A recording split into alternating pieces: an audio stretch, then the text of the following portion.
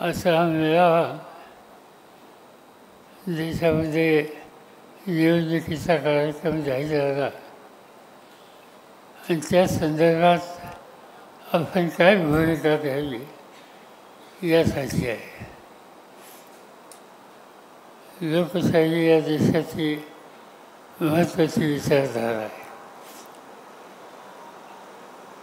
बाबासाहेब आंबेडकरांनी या देशाला घटना दिली आणि त्या घटनेनं सामान्य माणसाचे अधिकार हे स्पष्ट झाले. या निवडणुकीचं वैशिष्ट्य हे आहे की जो अधिकार आपल्याला मिळाला तो संविधानाने घटनेनं तो अधिकार मिळालेला आहे. ज्या देशामध्ये घटनेचा अधिकार त्याच्यावर पायमल्ली केली जाते त्या देशामध्ये हुकूमशाही येते. आणि हे आपण भारताच्या आजूबाजूच्या देशामध्ये बघितलं. बांगलादेशमध्ये मुजीबुर रहमान तिथले अध्यक्ष होते, त्यांची हत्या केली गेली आणि लष्कराने देश हातात घेतला. पाकिस्तानमध्ये असंच घडलं, लष्कराने देश हातामध्ये घातला. श्रीलंकेमध्ये असंच घडलं, तिथेही लष्कराने हा देश हातामध्ये घेतला. आणि ज्यावेळी देश लष्कर हातामध्ये घेतं त्यावेळी तुमचे माझे सगळे अधिकार नष्ट होतात. आणि ते व्हायचं नसेल, ती स्थिती येऊन द्यायची नसेल तर घटनेचं रक्षण करणं हे तुमचं माझं कर्तव्य आहे. सुदैवानं डॉक्टर बाबासाहेबांनी घटनेनं हा आपल्याला अधिकार दिलेला आहे. या निवडणुकीमध्ये आम्ही अधिक लक्ष घातलं त्याचं कारण गेले 10 वर्ष पार्लमेंटमध्ये तुम्हा लोकांच्या वतीनं आम्ही काम करतो आणि तिथं आता मोदींचं राज्य आहे. मोदी यांचं पार्लमेंटवर किती लक्ष आहे, किती विश्वास आहे हे सांगितलं तर तुम्हाला आश्चर्य वाटेल. पार्लमेंटच्या पहिल्या दिवशी मोदींचा फोटो तुम्ही पाहिला असेल. पार्लमेंटमध्ये जाताना त्याच्या दारामध्ये त्यांनी साष्टांग दंडवत घातला आणि सन्मान मी करतो हे देशाला दाखवलं. आत्ताच पार्लमेंटचं सेशन संपलं. ते सेशन 1 महिन्याचं होतं आणि त्या 1 महिन्याच्या 7 महिन्यामध्ये पंतप्रधान आमच्या सभागृहात किती झाले, किती वेळासाठी आली तर आपल्याला आश्चर्य वाटेल. शनिवार रविवार सुट्टी असते ते सोडा, पण बाकीच्या 30 दिवसाचे जे दिवस होते त्या दिवसापैकी 1 दिवस पंतप्रधान सभागृहात आले आणि काही मिनिटासाठी बोलले आणि निघून गेले. याचा अर्थ हा आहे की ही जी संसदीय लोकशाही आहे त्याच्यावर त्यांचा कितपत विश्वास आहे हे त्यांनी दाखवलं. आणि माझ्या सरकारला काळजी ही वाटते. एक भाजपचे खासदार आहेत, ते आहेत कर्नाटकाचे, त्यांचं आडनाव आहे हेगडे. आणि त्यांनी भाषण करताना सांगितलं की हे मत तुम्ही आम्हाला द्या आणि त्याचं कारण हे मत तुम्ही आम्हाला दिलं आणि सत्ता आमच्या हातात आली तर मोदींना या देशाची घटना बदलायची. म्हणजे त्यांच्या मनात काय आहे हे त्या निमित्तानं स्पष्ट झालं. या देशाची घटना जो तुमचा अधिकार आहे तीच आम्ही बदलणार आणि त्यासाठी तुम्ही आम्हाला मत द्या ही भूमिका घेणार. याचा अर्थ लोकशाही संकटात येते याची स्पष्टता आत्ता दिसते. आणि म्हणून या निवडणुकीकडे भारताने पाहिलं पाहिजे. बारामती आणि हा मतदारसंघ इथं तुम्ही लोकांनी अनेकदा आम्हाला लोकांना संधी दिली, शक्ती दिली. लोकांच्यासाठी सत्ता वापरायची असेल तो प्रयत्न केला. आता तुम्ही MIDCचा उल्लेख या ठिकाणी केला. काय होतं इथं? शैक्षणिक संस्था नव्हत्या, कॉलेज नव्हतं. मला आठवतं आहे की 1958 साली मी 11वी पास झालो इथल्या इंग्लिश हायस्कूलमधलं. आणि कॉलेजला शिकायचं होतं. बारामतीत कॉलेज नव्हतं. मला पुण्याच्या कॉमर्स कॉलेजमध्ये जावं लागलं. इथं कॉलेज नव्हतं. आज काय चित्र दिसतंय? एक तर विद्याप्रतिष्ठानमध्ये 35,000 मुलं मुली शिकतात. शारदा नगरमध्ये 8,000 मुली आणि मुलं शिकतात. मालेगाव कॉलेजमध्ये अशीच हजारो मुलं मुली शिकतात. सोमेश्वरमध्ये अशीच हजारो मुलं मुली शिकतात. आणि बारामती हे पुण्याच्या नंतर शैक्षणिक केंद्र बनलं आणि चांगल्या प्रकारचं केंद्र बनलं. विद्याप्रतिष्ठान कधी आपण देणगी घेतो का तिथं? काही ठिकाणी शैक्षणिक संस्था म्हणजे धंदा झाला आहे. तो धंदा इथे आपण येऊन दिला नाही आणि चित्र बदललं. लोकांना ही संधी आपण दिली, शैक्षणिक सुविधा दिली, तसं हाताला काम पाहिजे म्हणून MIDC केली, कारखाने आणले. शक्यतो माझा प्रयत्न हा होता की ते कारखाने कसे आणायचे, ते धुराले, हवामध्ये, पर्यावरणामध्ये काही नुकसान होईल असे शक्यतो कारखाने येऊन द्यायचे नाही. मग येऊन द्यायचे काय? शेती आणि शेतीमाल याच्यावर प्रक्रिया करणारे हे कारखाने आणायचे. आणि म्हणून उदाहरणार्थ डायनामिकसारखा कारखाना आणला. दुधाच्या सोसायटी आधी काढल्या, दूध जास्त झालं. याच्या आधी मी पुण्याला दूध पाठवत होतो, पण पुण्याला मर्यादा यायला लागल्या. मग त्या दुधावर प्रक्रिया करण्यासाठी काय करता येईल त्यासाठी डायनामिक्स काढली. दुधाची पावडर तयार करायला लागलं. पुढं पावडर खर्चना, पावडरचं काय करायचं हा प्रश्न आला. मग चॉकलेट तयार करणारी फेरो कंपनी आली. त्या पावडरपासून चॉकलेट केले. आज मी जर मुंबईच्या विमानतळावर तुम्ही गेला आणि परदेशातून लोक येतात, त्यांच्या हातात तिथं त्यांनी काही खरेदी केली याचे पार्सल हातात असतात. आणि मी अनेकदा बघतो की इंग्लंडला जाऊन, सिंगापूरला जाऊन, दुबईला जाऊन लोकांनी जे मुलांच्यासाठी चॉकलेट खरेदी केले ते चॉकलेट बारामतीचे आहेत.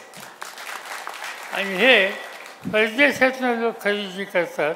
आपला माल तुमचे कष्ट त्यांनी तयार झालेला माल परदेशात जातो आणि लोकांना असतं फॉरेनचा माल आहे. आणि तो फॉरेनचा माल तो गृहस्थ खरेदी करतो आणि इथं आनंदाने या ठिकाणी त्याचा आस्वाद करतो.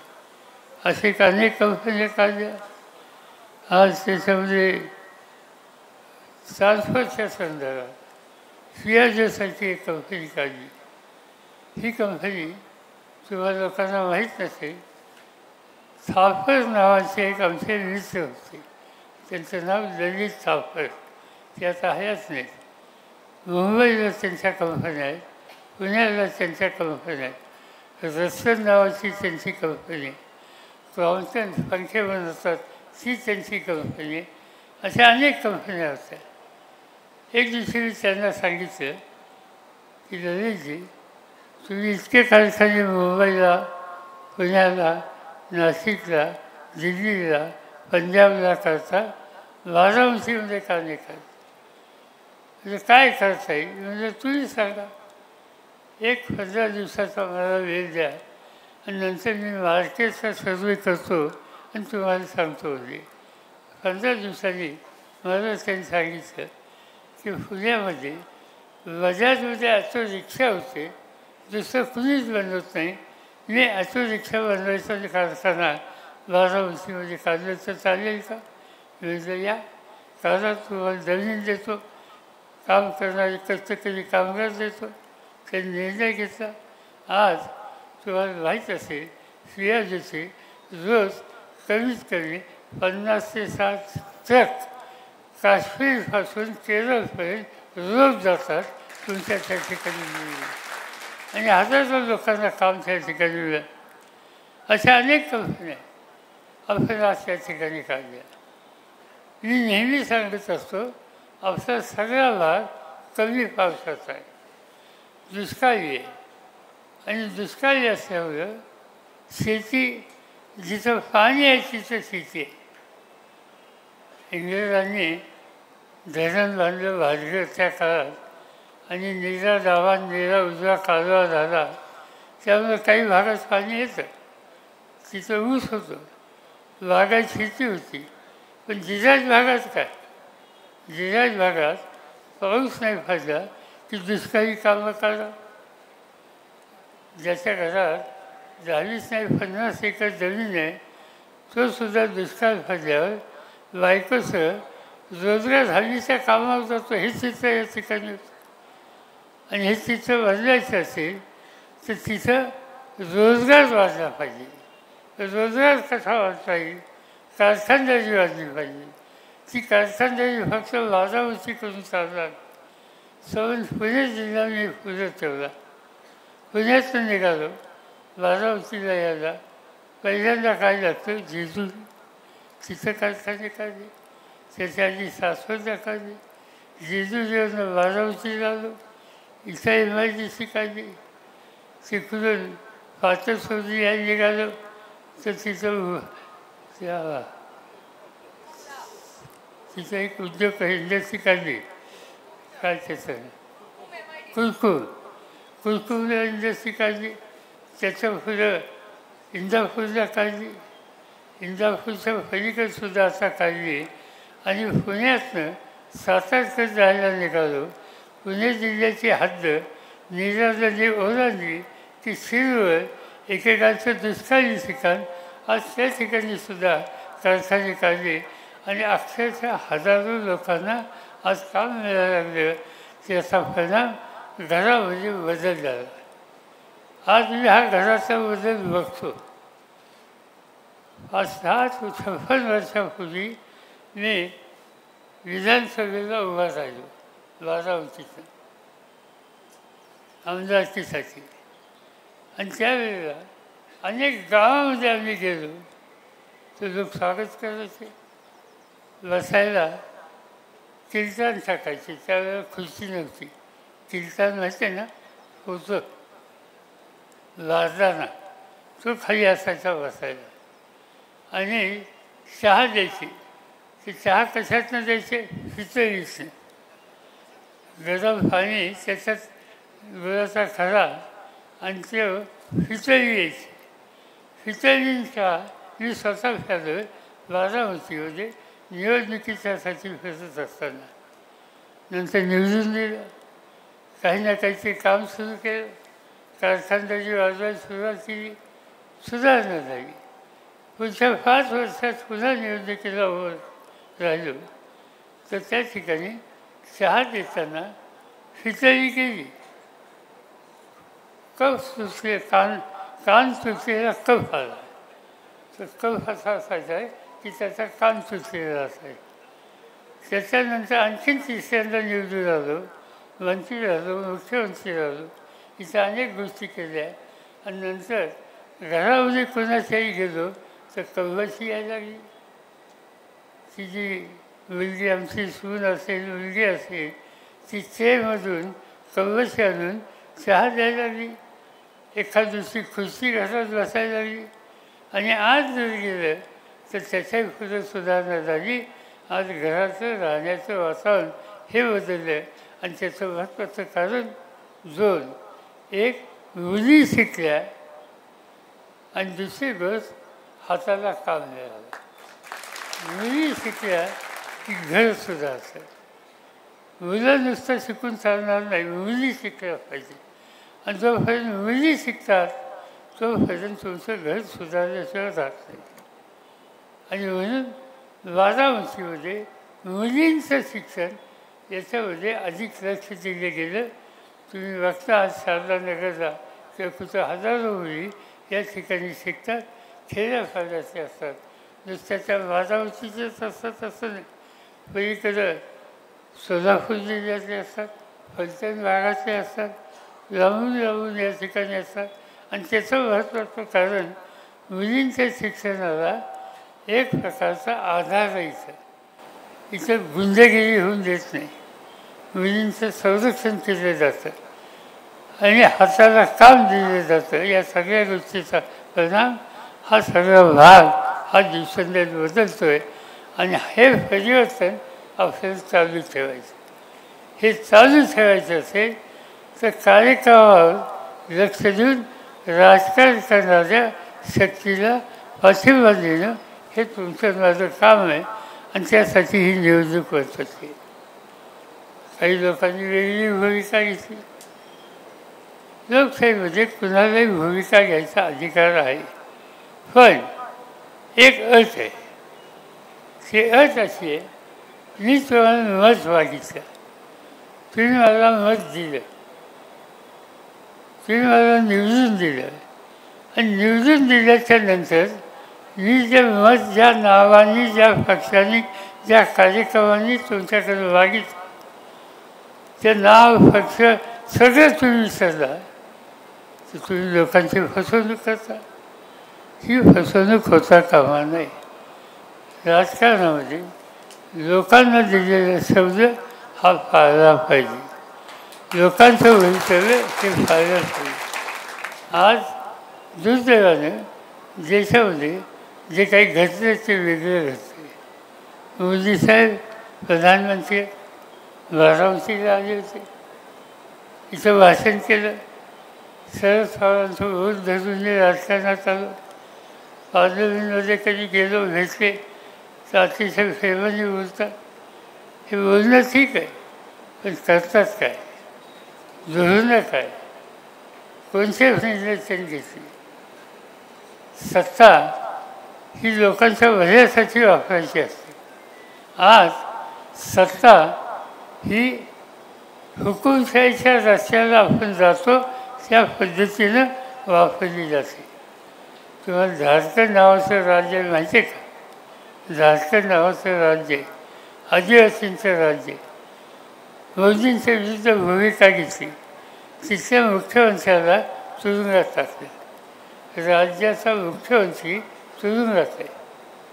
दिल्ली देशाची राजधानी, केजरीवाल नावाचा सामान्य कुटुंबातला तरुण तिचा मुख्यमंत्री झाला. राज्य चांगलं चालवलं. त्यांची शैक्षणिक संस्था, त्यांची आरोग्य केंद्र ही कशी चालवतात हे बघायला देशातनं लोक यायला लागले, भारताच्या बाहेरून यायला लागले.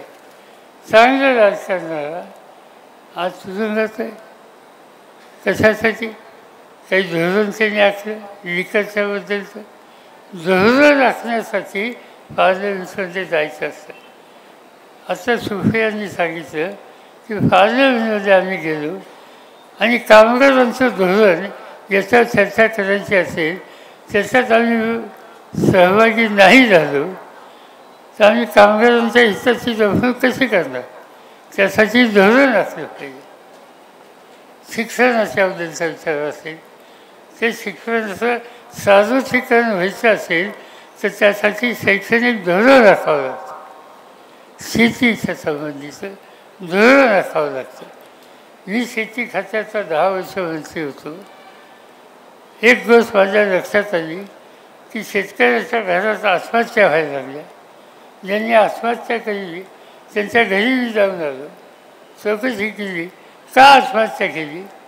माऊलींनी सांगितलं डोक्यात कर्ज होतं मुलीच्या लग्नाचं, ते फेडता नाही आलं, थकबाकीदार झाले, सावकार आला, घराची भांडी कुंडी बाहेर काढली, अब्रूचा पंचनामा झाला आणि माझ्या मालकाला ते सहन झालं नाही, इंजिन फेरला आणि जीव दिला. हा मृत्यू कशामुळे झाला? कर्ज फादारी. हे कर्जबाजारी फरा कसा घालवायचा सरकारने काही केलं पाहिजे. मुंबईला दिल्लीला परत गेलो, मंत्रिमंडळाच्या बैठकीत निर्णय घेतला आणि एका फटक्यानं देशातल्या शेतकऱ्यांच्या डोक्यावरचं 70,000 कर्ज कोटीचं माफ करून टाक. तुमच्या डोक्यावरचं उदं बंद झालं. वेगवेगळे कारखानदार उद्योगपती त्यांचं कर्ज माफ होतं. पण काळ्या ऐशी इमान जगतो, देशातल्या लोकांचं 2 वेळच्या अन्नाच्यासाठी मेहनत करतो, त्याचं कर्ज नाही माफ करायचं. हे चालणार नाही. हा निकाल आम्ही लोकांनी घेतला आणि ठरवलं. आजचे प्रधानमंत्री काय म्हणतात? आजचे प्रधानमंत्री कर्ज बसवतात, वसूल करतात. त्या वसुलीचे 100 रुपये आले तर त्याचे 6 रुपये खिशात टाकतात आणि सांगतात की तुमच्या खिशात तुम्ही पैसे टाकले. माझी पैसे टाकायची गॅरंटी आहे. ही गॅरंटी कशी? वसूल करायचे 100 आणि 6 परत द्यायचे. 100 वसूल करायची गॅरंटी हे आजचे प्रधानमंत्री म्हणतात. ही सामान्य माणसाच्या दृष्टीनं योग्य गोष्ट नाही. आणि म्हणून अशा अनेक गोष्टी आहेत ज्याचा उल्लेख या ठिकाणी आधीच्या सरकारने केला. मी काय अधिक उल्लेख करत नाही. पण हा जो राज्य चालवण्याचा प्रकार आहे तो देशाच्या हिताचा नाही. जिथं हित नाही तिथं बदल पाहिजे. बदल पाहिजे असेल तर लोकसभेची निवडणूक आणि वाचनावर वचन दाबणे. आता यावेळीची खून ही वेगळी आहे. घड्याळाची खून ही तुम्हाला पाहत होती. आता गंमत झाली. पक्ष, घड्याळ, झेंडा सगळ्याची चोरी झाली. सगळं म्हणजे बाकी किरकोळ काही गोष्टी नाही, होलसेल चोरी झाली आणि सगळ्याच्या सगळी चोरी गेली. आता सगळ्या देशाला माहिती आहे राष्ट्रवादी काँग्रेस पक्ष कुणी स्थापन केला? आपण लोकांनी केला. हा खर्च आपण स्थापन केला. जे घेऊन गेले त्यांनी मागच्या निवडणुकीमध्ये मतं मागितली ती कुणाच्या नावाने मागितली? राष्ट्रवादीच्या नावाने, नेत्याच्या नावाने. झेंडा कोणता होता? तोच घड्याळाचा होता. आणि त्यामुळे हे सगळं घेऊन मंडळी गेली. त्यामुळं काही लोक नावलेच झाले. मी म्हणलं नावलेच व्हायचं नाही. गेले आपण उभे करू, नवीन तयार करू. हा अधिकार लोकांनी आणि बाबासाहेब आंबेडकरांनी आपल्याला दिला आहे. नवीन पक्ष काढू. अहो काही नसताना काढलं तर पक्ष नुसता काढला नाही, राज्य हातामध्ये घेतलं. अनेकांना मंत्री केलं, अनेकांना आमदार केलं, अनेकांना खासदार केलं, अनेकांना केंद्राच्या मंत्रिमंडळात घेतलं. नवीन नवीन धोरणं घातली. महिलांच्यासाठी धोरणं केली. कधीही या देशामध्ये महिलांना वाफाच्या फाफतीमध्ये कायद्याने अधिकार नव्हता, तो दिला. महिलांना अनेक गोष्टी संधी दिली आणि त्याचं कारण घर सुधारलं पाहिजे, त्यासाठी सत्ता वापरली. आणि हा निर्णय घेणारा जो पक्ष होता तो पक्ष सुधीला गेला. तर नवीन उभा करणं ठीक आहे. एखाद दिवशी आपल्या घरातसुद्धा चोरी होते म्हणून आपण घर चालवणं बंद करतो. पुन्हा एकदा बरं त्याच पद्धतीनं आज आम्ही हा निकाल घेऊन नवा पक्ष, नवा खून, नवा झेंडे, कार्यक्रम जुना हा घेऊन पुढे आलेलं. आणि त्यावेळेला नेहमीची खून आहे ती आता गेली. आता तुतारी आली. आणि तुतारी कोणती? शिवछत्रपती ज्या वेळेला संघर्षांनी जातात तर त्यावेळेला सन्मानाने त्यांना लोक त्यांच्या पाठीशी उभं राहतात. पण विजय संपादन करून ज्यावेळेला शिवछत्रपती परत येतात त्यावेळेला दाराशी या तुतारीने त्यांचं स्वागत होतं. आज महाराष्ट्राचं झालेल्या बदलातून महाराष्ट्राच्या सामान्य माणसाच्या जीवनाचं परिवर्तन त्याची तुतारी ही वाजवायची, त्यासाठी ही खूण लक्षात ठेवली पाहिजे आणि हे काम तुम्ही निष्ठाने करावं. माझी एक या ठिकाणी आल्यानंतर सहजच गोष्ट लक्षात आली. मी या सभागृहात मंदिरात आज पहिल्यांदाच आलो. चांगली उंची जागा आहे, 12 उंचीमध्ये असे कार्यालय आहेत, पण तुम्ही आता 15,000 20,000 कामगार काम करता. तुमची संघटना आहे, संघटनेमध्ये तुम्ही प्रश्न शोधून घेता. कुठे अन्याय झाला तर त्यासाठी एका चौकटीत पदामध्ये न्याय मिळेल याची काळजी घेता. आता माझ्या कानावर वेरी कंपनी, या वेरी कंपनीमध्ये कामगार युनियन काढली म्हणून राजेश लिंचोलकर याचा गुन्हा काय, कामगार युनियन काढली आणि म्हणून त्यांना कामावून काढलं. आता त्यासाठी भांडण करावं लागेल. ही निवडणूक संस्था मला आठवण करा, कसा घेत नाही मी बघतो. त्यांना घ्यावंच लागेल. पण युनियन काढणं हा बेसिक अधिकार आहे आणि युनियन काढलं म्हणून नोकरीचं काढलं असेल ते योग्य नाही. हे बारामतीत चालणार नाही. बारामतीमध्ये कामगारांचं तुमचं वैशिष्ट्य आहे. मी गेल्या अनेक वर्ष बघतो आहे, तुम्ही कधी संघर्ष केला नाही, तुम्ही कधी कारखानदारी बंद पाडली नाही, तुम्ही कधी कामगारांच्या राष्ट्र मागण्या न्यायाच्या चौकशीमधून ज्या मागितल्या त्याच्या आक्रस्वरपणा तुम्ही कधीही केलेली नाही. आणि ही भूमिका तुम्ही घेत असेल तर न्याय मागायचा तुमचा अधिकार आहे आणि न्याय मागायचा अधिकार तुम्ही बजावल्यानंतर आम्हाला लोकप्रतिनिधींची जबाबदारी आहे की अशा वेळी तुमच्या पाठीशी भक्कमपणानं उभं राहायचं आणि ते काम आम्ही केल्याचं राहणार नाही. आणि त्यासाठी मी सांगत होतो दुसरं की या कार्यालयात आपण जमलं, तुम्ही इतक्या हजारोच्या संख्येनं काम करता. बारामतीमध्ये MIDCमध्ये तुमचं स्वतःचं कार्यालय का करतं? कामगारांच्या मालकीचं, त्यांच्याकडचं लग्न असेल, त्यांच्याकडचा कार्यक्रम असेल, त्यांच्याकडचं आणखीन काय असेल, शैक्षणिक सुविधा द्यायच्या असतील तर एखादी तुमची स्वतःची संस्था ही का काढू दे? मी तुम्हाला एवढं सांगतो, निवडणूक होऊन द्या, मी MIDC सांगतो तुम्हाला जमीन द्यायला होतो, तुम्हाला जमीन द्यायला असतो आणि तुम्ही नेते मंडळीने बसावं, बसून त्याचं एक नियोजन तयार करावं आणि सगळ्यांनी थोडी थोडी वर्गणी द्यावी आणि कारखानदारांना सुद्धा त्याच्यात मी गुंतवणूक करायला सांगतो. आणि कामगारांच्या मालकीचं कामगार भवन हे बारामतीमध्ये MIDCमध्ये तयार झालेलं आणि तुमच्या सगळ्या चांगल्या प्रसंगाला होईल त्याची काळजी आपण त्या ठिकाणी घेऊ. तो कार्यक्रम या ठिकाणी राहू.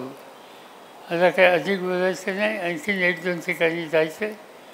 ही निवडणूक अत्यंत महत्त्वाची निवडणूक आहे आणि माझी खात्री आहे की या प्रचंड संख्येनं तुम्ही या ठिकाणी उपस्थित राहिला. तुकाराम चौधरी आणि त्यांचे सगळे सहकारी सतत मला सांगत होते की काही वेळासाठी ते आपण भेटूया. मला आनंद आहे की आज 2 तासासाठी भेटता आलं. अनेक तुमच्या सहकाऱ्यांचं भाषण ऐकायला लागले. काही प्रश्न आहेत, ते प्रश्न समजले. आपण आपली एकजूट ही कायम ठेवली आणि इथून पुढच्या काळामध्ये सुद्धा आपल्या एकीच्या जोरावर, संघटनेच्या जोरावर, कष्टाच्या जोरावर आणि ही उभी केलेली कारखानदारी आहे त्याच्या जोरावर आपल्या सगळ्यांचे संसार हे कसे बदलतील याची काळजी घेऊ आणि ते निश्चित तुम्ही घ्याल हीच खबरदारी या ठिकाणी व्यक्त करतो. माझे 2 शब्द संपतो.